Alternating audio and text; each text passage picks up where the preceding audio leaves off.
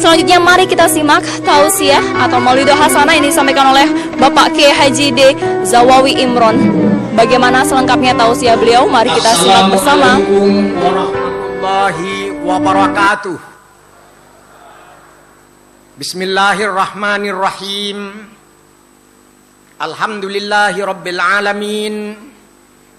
Wassalatu wassalamu ala asyrafil anbiya'i wal mursalin Sayyidina Muhammad wa ala alihi wa sahbihi ajma'in, amma ba'd. Para alim ulama yang saya muliakan, bapak-bapak menteri, bapak Menko, bapak dan ibu menteri, bapak gubernur, bapak-bapak pejabat, hadirin hadirat yang sangat saya muliakan. Pada malam ini kita bersama-sama mengenang seorang pemimpin besar, anugerah terbesar Allah bagi bangsa Indonesia.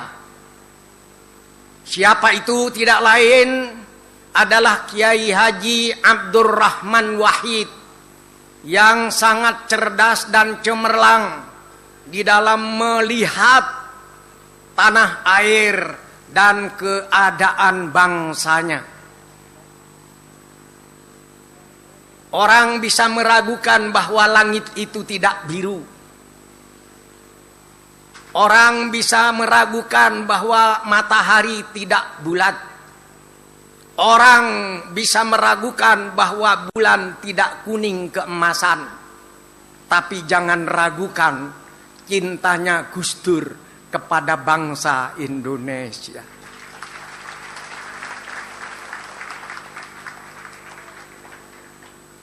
Kalau saya datang ke sini, bukan saya karena mengerti tentang Gus Dur, tapi karena cinta.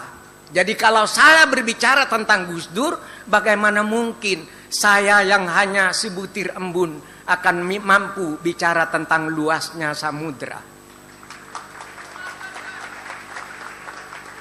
Bagaimana selembar rumput akan bicara tentang luasnya hutan-hutan? Mustahil.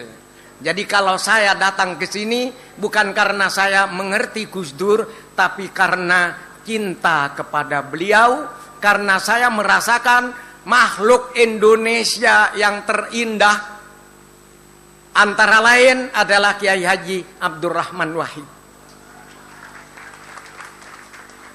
Indah dan indah tidak sama.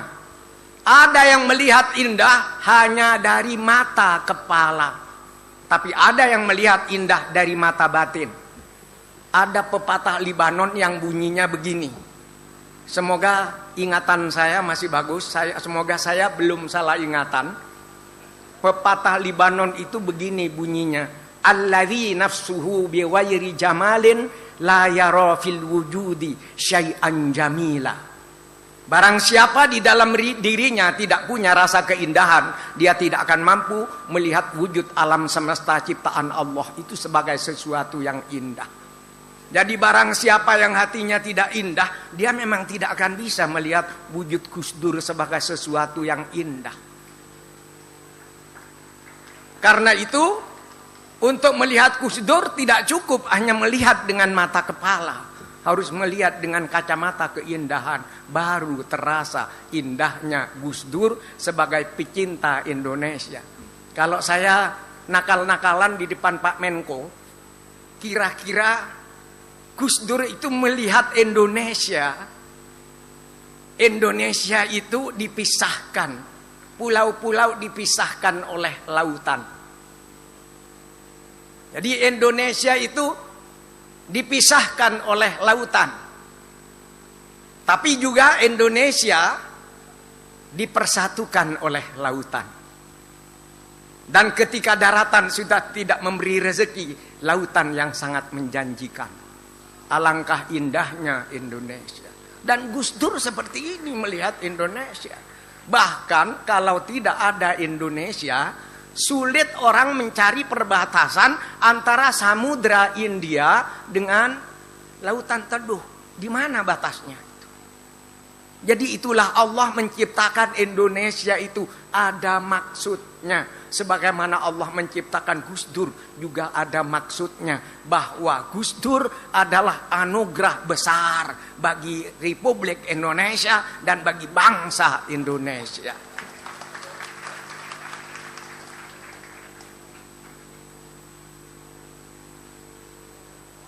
Saya kebetulan suka nulis puisi. Jadi kalau keseleo tausiah saya mirip-mirip puisi, itu bukan kesalahan saya, kesalahan Kiai Haji Salahuddin Wahid yang mengundang saya. Jadi kalau saya menggunakan kacamata budaya sebagaimana yang difahami oleh Gus Dur, bagaimana Gus Dur dan kaum pesantren melihat Indonesia ini. Kira-kira begini. Tapi sebelumnya saya mau cerita dulu. Tahun 1960 Indonesia kedatangan tamu dari luar negeri. Tamu itu tidak lain adalah Rektor Al-Azhar, namanya Profesor Mahmud Saltut. Rektor Al-Azhar ini yang negerinya Mesir. Negerinya terdiri dari padang Sahara sampai 65 dan 75% dan 70%. Tanah gersang yang tandus, kalau ada kesuburan hanya di tepi-tepian Sungai Nil. Begitu Profesor Dr. Mahmud Saltut, Rektor Al-Azhar ini datang ke Indonesia, melihat alam Indonesia. Apa yang dilihat di Indonesia beda dengan Mesir? Apa yang dilihat Profesor Mahmud Saltut? Gunung biru berselendang awan. Hamparan padi menguning, di atasnya burung-burung kecil menyanyikan keagungan Tuhan. Di tepi-tepi pantai buih-buih putih berkejaran menciumi bibir pantai.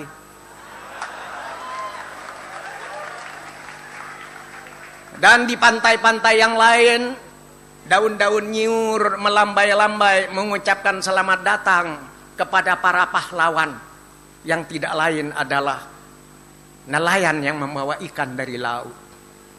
Profesor Mahmud Saltut ini yang bukan penyair, laisa minas syu'ara, bukan penyair, tapi beliau bisa mengucapkan kalimat yang lebih indah dari yang ditulis Rendra dan Khairil Anwar. Apa kata Profesor Mahmud Saltut? Profesor Mahmud Saltut mengatakan, Indonesia qit'atum minal jannah nukilat ilal ard.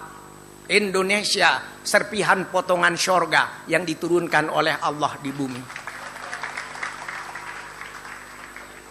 Baru 10 tahun sesudah itu ada penyanyi Indonesia yang menyanyi, orang bilang tanah kita, tanah sorga. Jadi sesudah Profesor Mahmud Saltut. Itulah bahayanya orang tidak punya rasa keindahan. Apalagi keindahan yang bisa dilihat dengan kacamata batin. Menurut saya, lelaki Indonesia yang tergagah selain Pak Karno, ya Gus Dur, Pak Dirman. Itulah. Tapi kalau kita melihatnya dari mata batin, yaitu rasa gagahnya di dalam memperjuangkan bangsa dan tanah air. Jadi kalau kita berkumpul di sini untuk mengenang Gus Dur, ada 2 hal yang terjadi. 1, hanya mendapatkan abunya sejarah. Orang yang mengenang Gus Dur, mengenang Bung Karno, mengenang Kiai Haji Hasyim Asy'ari, mengenang Kiai Wahid Hasyim, mengenang pahlawan-pahlawan yang lain, kalau hanya tahu tentang kaleidoskop peristiwa-peristiwa, hanya akan mendapatkan abunya sejarah dan tidak akan pernah berjuang benar untuk tanah airnya. Tetapi kalau orang mengenang pahlawan untuk mendapatkan apinya sejarah, dia akan bersemangat bahwa pahlawan telah lalu, pahlawan yang sekarang aku yang harus berbuat menjadi pahlawan. Inilah apinya sejarah, bukan abunya sejarah. Dan Gus Dur memiliki apinya sejarah itu. Mulai dari zaman belajar, Gus Dur itu sangat hafal sekali sama puisinya Imam Syafi'i yang bunyinya wa man fatahu ta'lim inda syababihi fakabbir alaihi arba'an liwafatihi. Terjemahan bebasnya, kalau ada anak muda malas belajar pada waktu mudanya, baiklah angkatlah takbir 4 kali sebagai salat jenazah untuk kematiannya. Jadi inilah sebenarnya etos pesantren, bahwa belajar, al-jiddu yudni kulla amrin syasi' wal jiddu yaftahu kulla babim mughlaq. Bersungguh-sungguh dengan vitalitas dan energisitas akan membuat perkara yang jauh menjadi dekat. Dan dengan kesungguhan, energisitas dan vitalitas, pintu yang tertutup rapat bisa didobrak menjadi terbuka. Jadi semangat kesejarahan seperti ini yang kita pentingkan dengan haul, dengan peringatan bersejarah seperti ini, agar kita tidak hanya mendapatkan abunya sejarah, pura-pura gagah, tapi sebenarnya hatinya tidak punya semangat sejarah, hatinya keropos. Dan ini yang membuat seseorang menjadi lebih mementingkan dirinya sendiri daripada orang lain. Karena itu ada pidatonya Bung Karno yang sangat menarik ketika mengucapkan pidato Vivere Pericoloso tanggal 17 Agustus 1964. Bung Karno mengatakan demikian: saudara-saudara sebangsa setanah air, salah seorang penyair kita, Khairil Anwar namanya, mengatakan, aku mau hidup 1000 tahun lagi. Aku kagum kepada kalimat ini, saudara. Soekarno juga ingin hidup 1000 tahun. Tapi mana mungkin, 100 tahun saja belum mungkin. Walaupun demikian, cita-cita kemerdekaan yang kutanamkan di hati bangsaku, hati rakyatku, hakul yakin akan hidup sampai 1000 tahun. Jadi semangat seperti ini menjadi sangat penting. Kalau sudah bukan layu sebelum berkembang, tapi loyo sebelum berjuang, apa yang akan terjadi? Inilah pentingnya vitalitas di dalam kehidupan. Dan itu tidak hanya terdapat pada puisi-puisi modern atau budaya modern di Indonesia. Kita menganggap puisi Khairil Anwar tahun 42 itu sudah puncak dari puisi modern Indonesia, atau tonggak dari perpuisian modern Indonesia. Dengan kata-kata, biar peluru menembus kulitku, aku tetap meradang, menerjang. Luka dan bisa aku bawa berlari hingga hilang pedih perih. Ternyata orang Indonesia yang semangatnya berkobar pada hati Gus Dur, orang Bugis, sudah punya puisi yang tidak kalah hebatnya dengan Khairil Anwar ini, yang ditulis mereka, nenek moyang orang Bugis, nenek moyang kita yang ada di Bugis, sudah 400 tahun yang lalu. Apa kata orang Bugis itu? Puri babbarak sompekku, puri tangkisi guliku, ulebirngi telang natwalie. Kalau layar sudah ku kembangkan, kemudi erat ku pegang, walaupun perahu akan tenggelam, pantang aku surut kembali.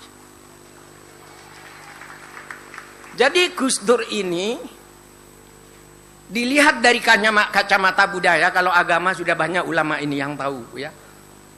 Makanya saya tidak mengambil wilayahnya para alim ulama. Saya wilayah kebudayaan saja dulu. Makanya Gus Dur itu merupakan komposisi yang cukup sempurna dari berbagai aneka macam keragaman budaya yang ada di Indonesia. Misalnya, cari tentang hati yang bersih, yang tidak punya dendam kepada siapapun. Kita tahu Gus Dur itu ketika awal reformasi dipilih oleh kedua kelompok untuk menjadi Presiden Republik Indonesia. 1,5 tahun kemudian diturunkan oleh orang-orang yang mengangkatnya. Apa yang terjadi? Gus Dur, subhanallah, Gus Dur tidak menaruh dendam kepada orang-orang yang menurunkannya. Saya hari malam Sabtu yang lalu diundang oleh Mbak Inayah ya, untuk ceramah juga. Model-model begini ya, beda-beda sedikit gitu di haulnya Gus Dur di Ciganjur gitu. Di situ datang Pak Akbar Tanjung juga. Saya nyatakan itu. Gus Dur diangkat kemudian diturunkan oleh orang-orang yang mengangkatnya, dan Gus Dur tidak punya dendam. Kalau tidak percaya tanya sama Pak Akbar Tanjung. Tidak punya dendam sama Pak Akbar Tanjung. Kenapa? Karena Gus Dur telah menyerap budaya pesantren Bugis. Di Bugis itu ada sebuah kitab yang berjudul Budi Istikharah. Apa kata ulama Bugis itu? Ditulis dalam bahasa Bugis. Bunyinya akinin nawapatujuko memadeceng kalawing ngati. Berpikirlah kamu dengan hati yang jernih, maka kebaikan akan selalu menyelimuti hatimu. Jadi Gus Dur ini, kenapa beliau diagungkan, dihormat sampai sekarang? Karena beliau selalu menggunakan pikiran yang jernih.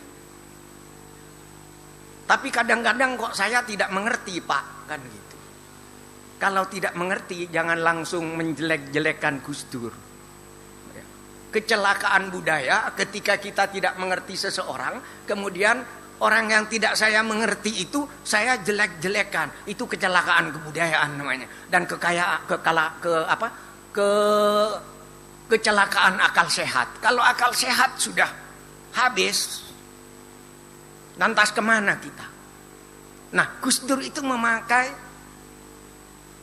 kejernihan hati model Bugis. Penjelasannya begini, kata orang Bugis, kalau ada orang punya hati yang bersih, hati macinong kata orang Bugis, tidak punya waktu untuk membenci orang lain. Tidak punya waktu untuk dendam kepada orang lain, walaupun dia disakiti. Kata Gus Dur, saya memaafkan, tapi tidak akan saya melupakan. Itulah. Gitu aja kok repot, kata beliau. Jadi inilah ya, Gus Dur itu selalu menggunakan hati yang bersih. Orang yang punya hati yang bersih tidak punya waktu untuk menjelek-jelekan orang lain. Tidak punya waktu untuk membenci, tidak punya waktu untuk memfitnah. Bayangkan andaikan di Indonesia itu menggunakan hati yang bersih, insya Allah akan cepat selesai persoalan negara ini. Tidak ada orang yang bertengkar, tidak ada orang yang membanting Priuk lah, katakanlah Priuk yang dibanting itu. Tidak ada orang yang membanting lampu. Kalau urusan banting-membanting, orang kan tidak perlu cari orang cerdas untuk menjadi anggota DPR. Cari petinju saja kan lebih bagus.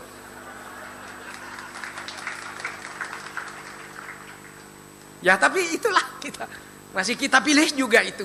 Itulah Indonesia.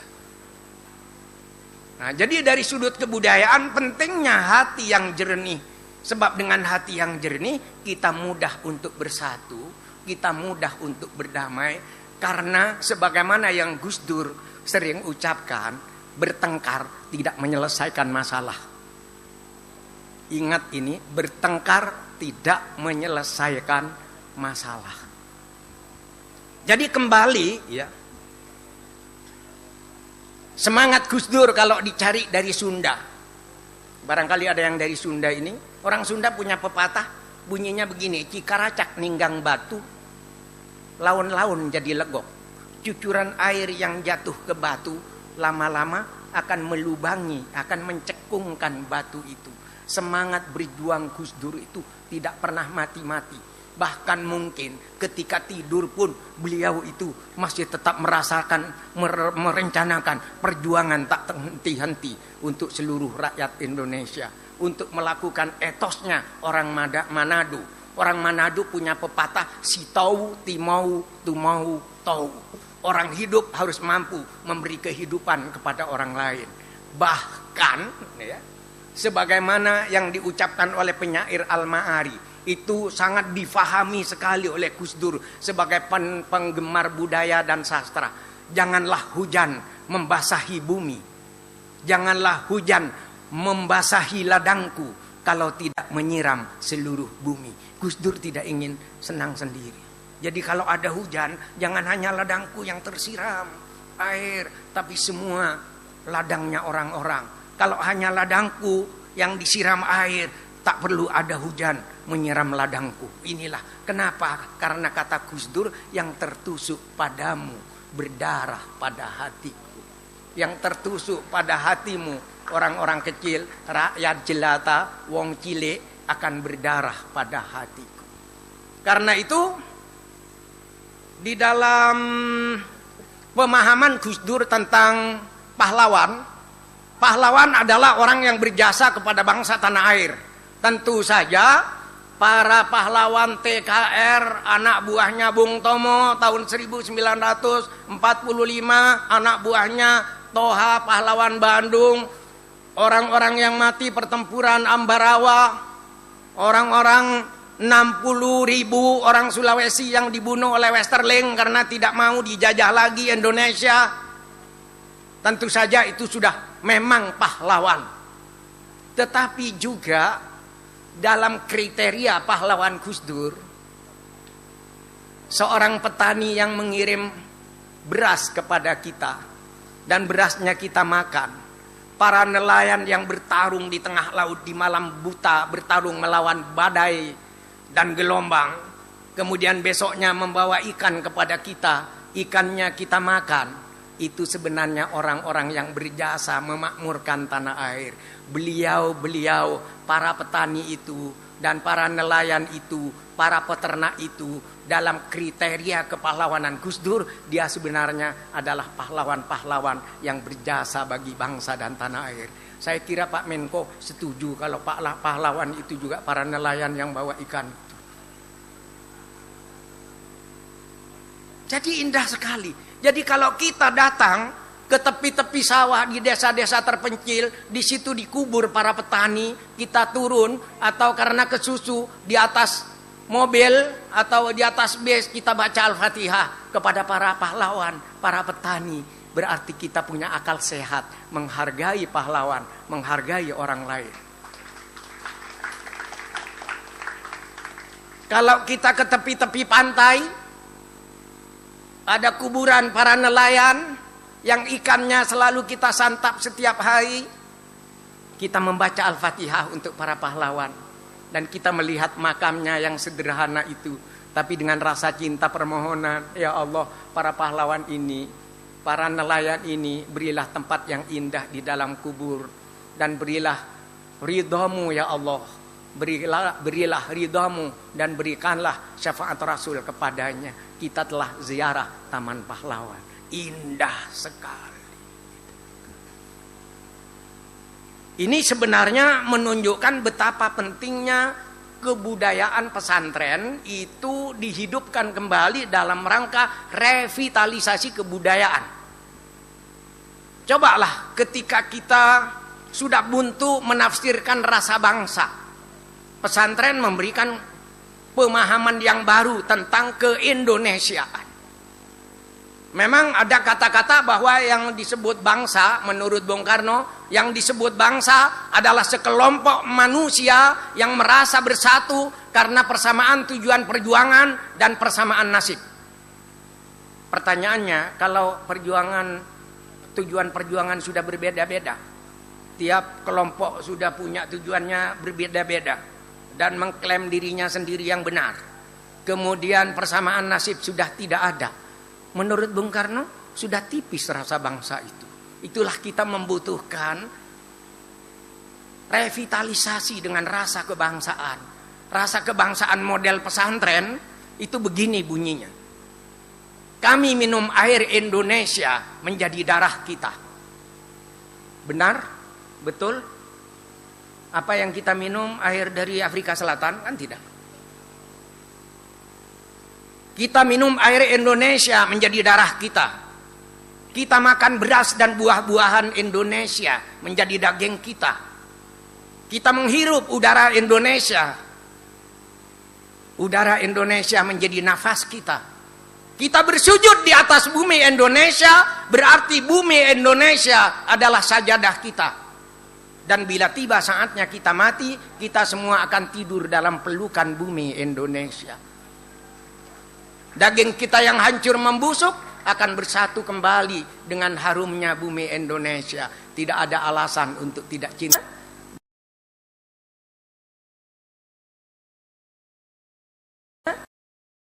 Jadi pesantren ini boleh modern, tapi jangan terlalu modern sehingga dia lupa rasa cintanya kepada bangsa dan tanah air. Justru di era posmo dengan dekonstruksi,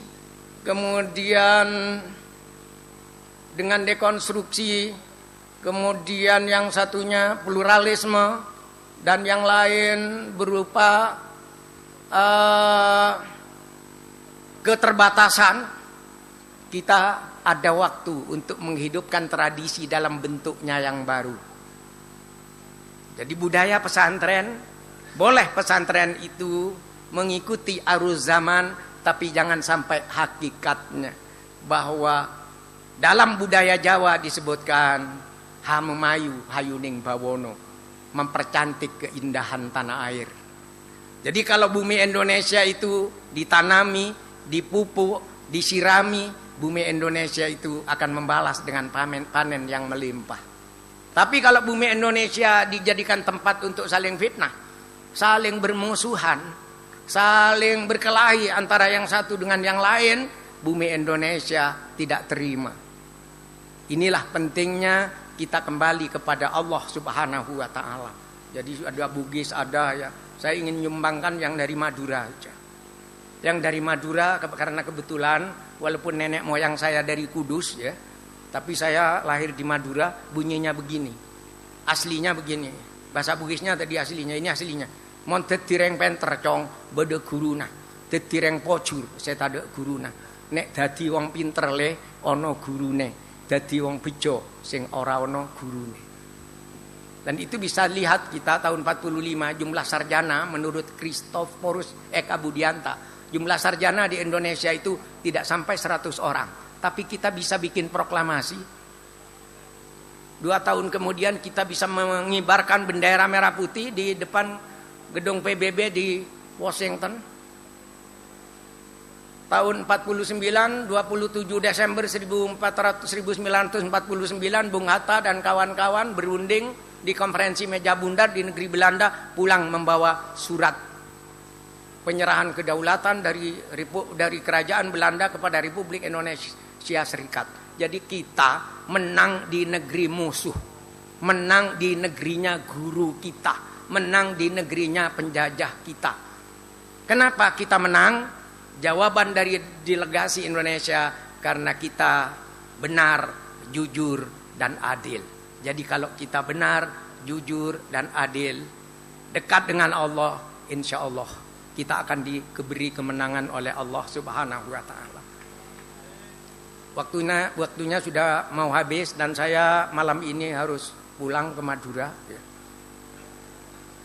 Jadi kira-kira kalau saya merumuskan pamitnya Gus Dur kepada bangsa kita itu, kira-kira Gus Dur akan berucap, bangsaku, bangsa Indonesia, anakku Inayah, saudaraku Zawawi Imron, saudaraku Lukman Hakim Saifuddin, saudaraku Ahmad Tohari di Jatilawang, saudaraku Cik Pantikulu di Aceh. Kira-kira Gus Dur akan mengucap, jejakku ku tinggal di sini bangsaku, tapi senyummu bangsaku akan ku bawa pergi. Jadi sebenarnya senyum kita dibawa oleh Gus Dur. Yang payah kalau kita tidak punya semangat sejarah, begitu senyum kita dibawa Gus Dur, kita tidak mampu tersenyum lagi karena terlalu asyik berkelahi.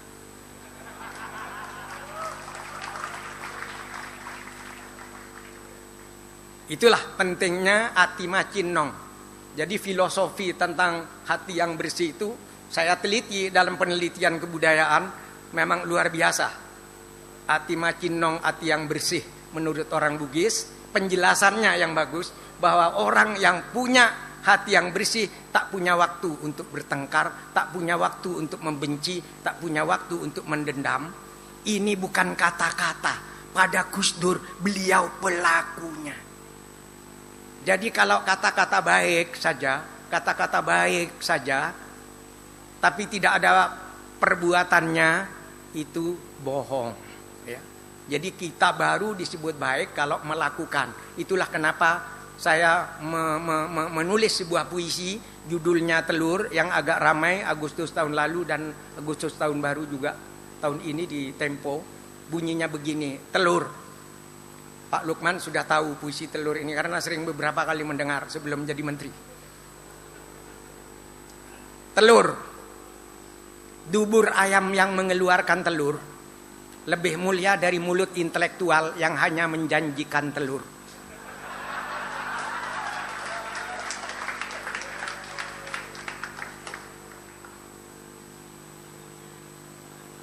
Akhirnya, kalau Anda membeli galah, carilah bambu di Surabaya. Kalau ada ucapan saya yang salah, berikanlah maaf kepada saya. Kalau ada bubur dipanggang, petiklah rema beserta ragi. Kalau kita ditakdir berumur panjang, insya Allah saya ceramah lagi. Taqabbalallah minna wa minkum, taqabbal ya karim. Wassalamualaikum warahmatullahi wabarakatuh. Kita berikan aplaus untuk Kiai Haji D. Zawawi Imron.